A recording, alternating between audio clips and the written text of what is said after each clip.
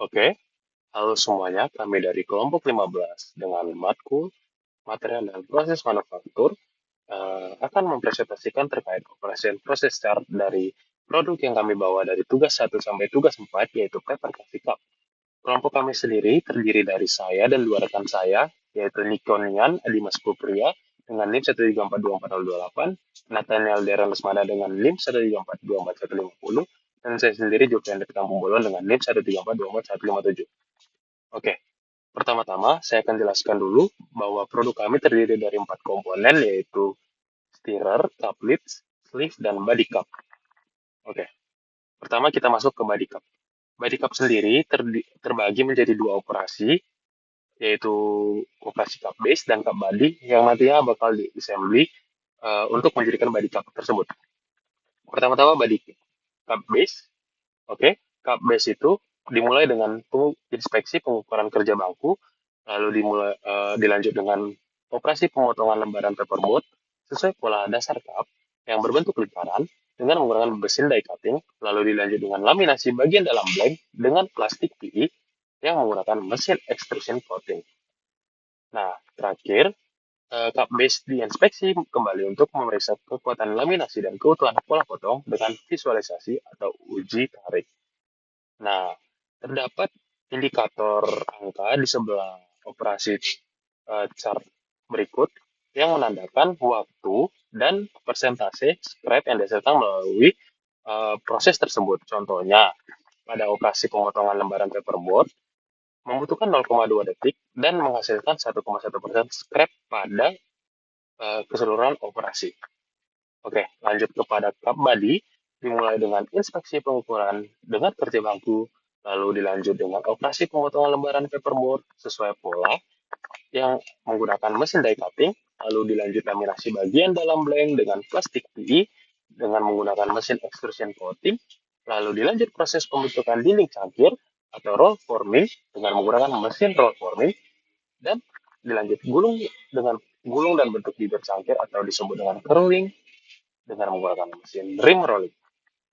Dan terakhir, berarti inspeksi kembali untuk memeriksa kekuatan laminasi dan keutuhan pola potong dengan visualisasi atau uji tarik.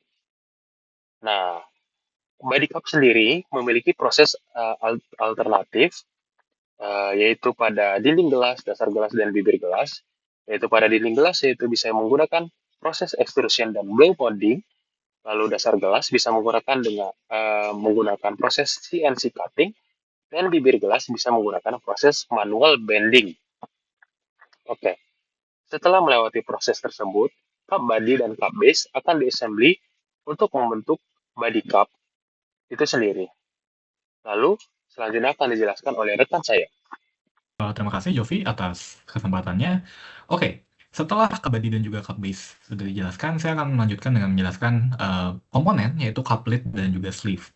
Untuk cup lid sendiri, pada operational chart di sini, kami menggunakan metode utama yaitu injection molding, yang mana dimulai dari operasi yaitu dengan memasukkan pelet plastik berjenis PP ke mesin injeksi, yaitu di bagian hopper dan barrelnya.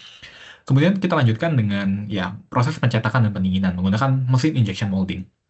Proses ini kami pilih karena memberikan suatu bentuk efisiensi dan kecepatan dan juga volume yang lebih banyak dibanding alternatif lain, seperti misalnya proses thermoforming.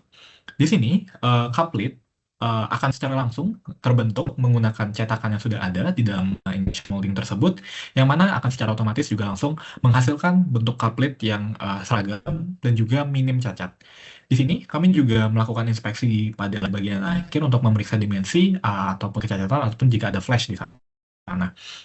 Nah, kemudian selanjutnya untuk bagian sleeve sendiri, kami melakukan ada 3 operasi utama di sini dengan 3 inspeksi, yaitu yang pertama, kita akan memotong lembaran karton sesuai dengan pola sleeve, yaitu sekitar berbentuk selimut tabung ataupun persegi panjang.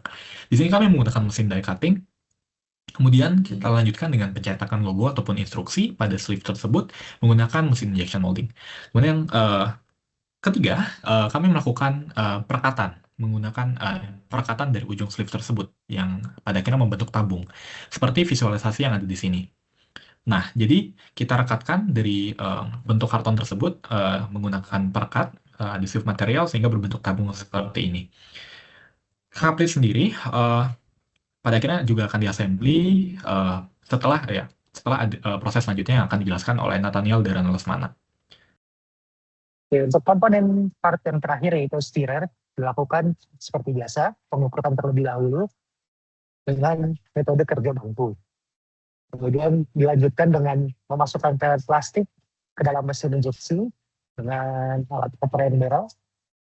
Kemudian juga dilanjutkan dengan proses pencetakan dan pendinginan dengan mesin injection molding. Dan yang terakhir adalah proses injeksi kembali untuk memeriksa dimensi, cacat, dan flash yang tersisa pada stirrer menggunakan alat ukur dan visual. Kemudian kelima komponen ini akan dilakukan assembly. Dimulai dari cup base dengan cup tadi, di mana assembly dilakukan dengan menggunakan adhesive material. Kemudian setelah itu dilanjutkan lagi assembly dengan couplet, sleeve, dan stirrer, di mana hanya memasang secara langsung. Dan proses terakhir adalah melakukan inspeksi akhir dengan alat ukur ataupun metode visual manual, secara manual. Dari keseluruhan rangkaian operation proses ini, terdapat sejumlah 15 operation biasa dan 12 tahap inspection, di mana dengan total waktu 0,085 menit. Oke, sekian presentasi dari operation proses chart kami kelompok 15. Jika ada salah kata, mohon maaf dan terima kasih.